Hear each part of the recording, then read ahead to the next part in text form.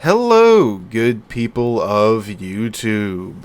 Mountbatten here, and today we are going over quite the interesting ship, and a ship that I'm a little late to the party on, and that is the Tier 7 Premium Canadian Destroyer, the Huron. Now, the Huron is interesting for a couple of reasons. One, she was a real still historical ship. She served with the Canadian Navy during the Second World War, and unfortunately she was scrapped later on. Two, this is kind of the apology, full-on apology from Wargaming to Little White Mouse because of the Yukon debacle. If you want to know what happened there, I have several videos going over that as it was happening in real time. But TLDR, Wargaming asked a community contributor by the name of Little White Mouse to help them design some ships for an upcoming Canadian holiday called Canada Day. And she designed the Yukon, and Wargaming promptly took her designs and threw them out the window and said, well, we didn't want you to actually design anything, this, that, and the other.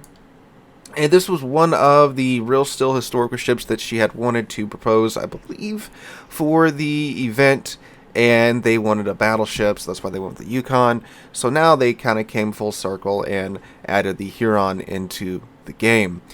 And I'll give them credit where it's due. This is more than just an asset flip, because the Huron is a member of the tribal class, just as is the Cossack, a Tier 8 British destroyer, premium destroyer, that's been in the game for some time, that is a very good destroyer. So they simply could have, taken the Cossack, flipped it, and changed nothing about it. But they didn't do that here with the Huron. They did actually change a couple of key components about the ship.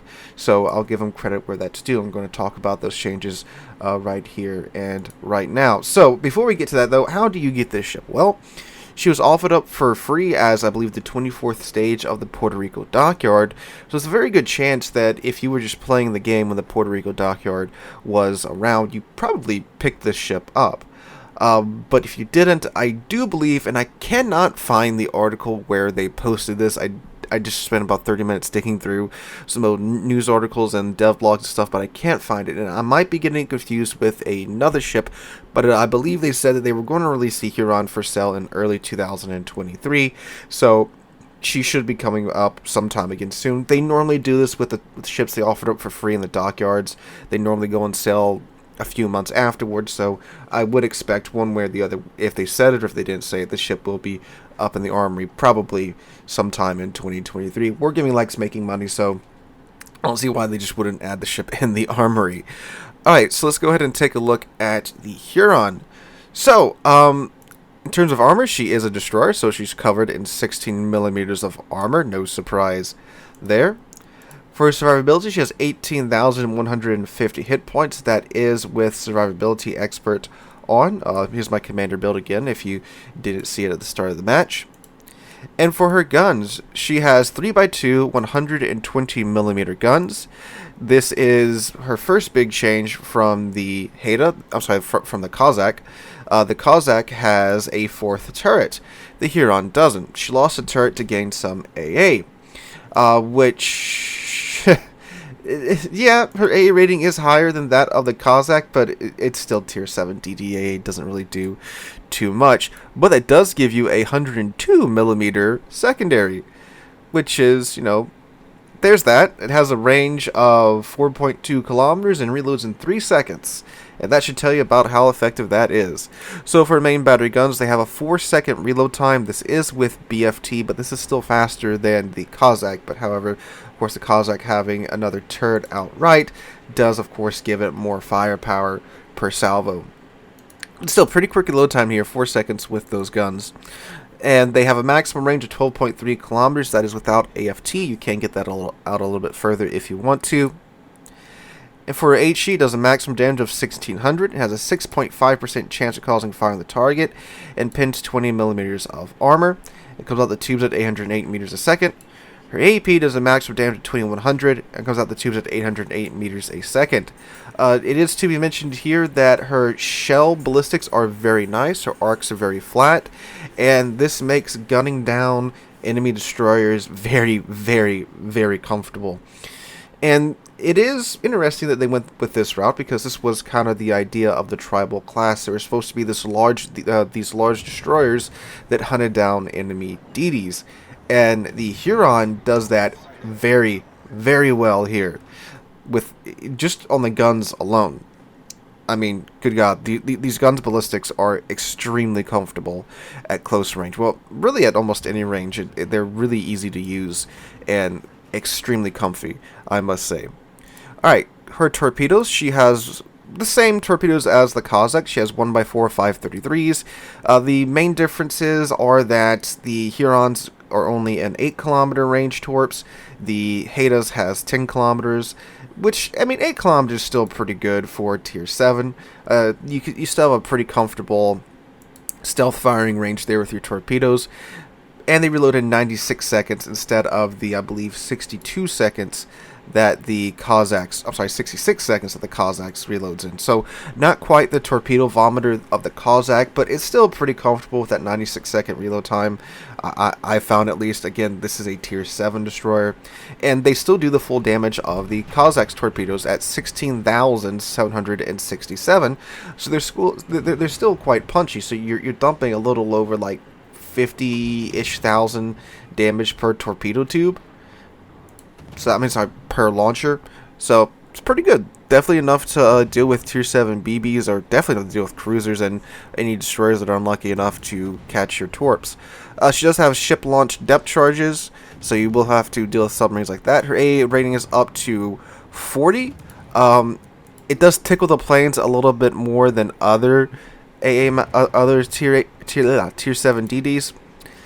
Maximum speed of 38.3 knots. If you do use the ship's speed boost, which she does have, you can get that quite easily over 40 knots. And I do have the speed flag equipped as well. And she does have the improved British DD engine characteristics, so she is a bit nippier than your other Tier 7 DDs. And she has a 3-second rudder shift time with the rudder module equipped and a 630-meter turning circle radius. For concealment, she's down to 6.2 kilometers. That is with the commander skill. She cannot fit the concealment module. So, pretty stealthy DD right there at 6.2 at Tier 7. So, what does this mean for her playstyle? Well, what I wound up doing is I just went after DDs. And she's very good at that. She's very comfortable at dealing with other DDs. She doesn't get a smoke screen. That does, of course, to some players. However, as I almost forgot to mention, with her consumables, she does get a heal. Now, it is a very small heal. It doesn't do a whole lot, but it is a heal. You have 217 HP restored per second, is active for 10 seconds, and reloads in 76 seconds. You get 2 charges base, 3 of the Superintendent, and you get a Hydro that goes out to 3 kilometers, that is active for, that goes out to 4 kilometers, that is active for 100 seconds, and reloads 114 seconds, and the engine boost that I mentioned, 8% engine boost for 120 seconds, and of course damage con. So now back to her gameplay style. So, this ship is pretty much specially designed to go after destroyers. Again, with the very comfortable shells, the decent, actually pretty darn good reload time on the guns, and the heal, you can bully the crap out of most destroyers that you run across until you start getting up to like the better Tier 8 gunboats. Like if you come across like the Japanese gunboats, or the like the Kid or something like that, then yeah, those you probably can't take on full on. But if you catch pretty much any other destroyer that's not paying attention, you pop Hydro and you get the jump on them coming around the corner, you're probably going to win that gunfight. The heal does help you brute force your way through it a little bit. Again, it's not a big heal. It isn't. I'm not saying, it's like a zombie heal or anything, but it's still something that you can pop afterwards too, or during the fight, to give you a little bit more of that endurance. And again, if you're good with aiming, which these shells make it very easy to aim, you're probably going to win that fight. It's not until you start seeing, Tier 9 DDs that you might start running into issues. And even then, if you run across a Tier 9 torpedo boat or something like that, you'll probably still win that fight. That's how good these guns are. I cannot overstate that. That does mean, however, that this ship is pretty much specialized for that. And the guns, they have 20 millimeters of pen, and even if you take IFHE, you're only putting 24 millimeters of armor, so you don't quite cross that 25 millimeter threshold, so I didn't bother taking it. So when it comes to dealing with other large ships, yeah, you know, the lack of a fourth turret does hurt. You know, in the Cossack, at least you're throwing 8 shells at the ship every time you click left mouse. With the Huron here, you're only throwing 6 shells at the ship. Died a little bit there on the inside. So that does mean that fires don't really happen as much as I would like them to. But what I usually end up doing is just switching over to AP and targeting the bow, the stern area of the ship if it's a battleship. Unless it's like, you know, a Soviet battleship or something with an icebreaker bow, you can still chuck them in the bow and in the stern pretty good for like 1800 I found to about 2000 damage per salvo if you know where to aim. And again, with how accurate the ship's guns are, you can do that quite effectively. Again, it's not quite as easy as just farming them down with HE, but it can be done. And of course, too, you don't have a smoke screen, so you can't pop the smoke and run away. That's just how it is. But again, if you're just doing, you know, going after DDs and such, she's great for that. If you like that type of playstyle, you will probably enjoy the ship when she comes back for sale in the armory or in the premium shop whenever they decide to reintroduce her. And again, this was a free ship for everyone that has it at the moment, so free ship is free ship. And given the track record of free ships, this is one of the better ones. I mean, if you look back at the ships we've gotten in the past for free, there are some absolute duds in that. But this ship is, I would say, most would agree at minimum, this is a pretty decent ship. I would say it's a pretty good ship if you enjoy the DD hunting playstyle.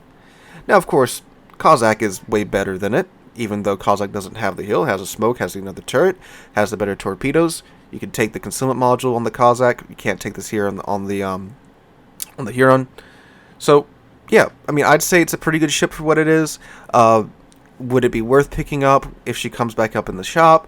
I'd say so if you enjoy the DD hunting playstyle. This is one of the better DD hunters in the game, especially for its tier. And in the match you're watching in the background right now, this is a, you know, kind of a worst case scenario. I'm double up tiered to tier 9 in this game in the background that you've been watching, and the ship still performs well at this tier. And now, am I top of the leaderboard? No, but I still did decently well. I contributed to the match, which that's saying a lot more than a lot of other tier 7 ships in tier 9 games. So, I mean, hey, I think it's decent all around. I think it's good that Wargaming, instead of just, you know, asset flipping a Cossack, they made the Huron its own thing, made it kind of a side grade to the Cossack. So I'll give them kudos for that. Let me know what you guys think in the comments down below about the Huron, and if you're planning on picking her up in the future. Hope you guys have a wonderful Friday. We'll be live streaming right here on the channel tonight from 5 p.m. U.S. Central Time to around 8 p.m. U.S. Central Time here on the channel and on Twitch. So make sure to come out for that. Hope you all have a wonderful Friday, wonderful weekend. Hope to catch you guys in the next one.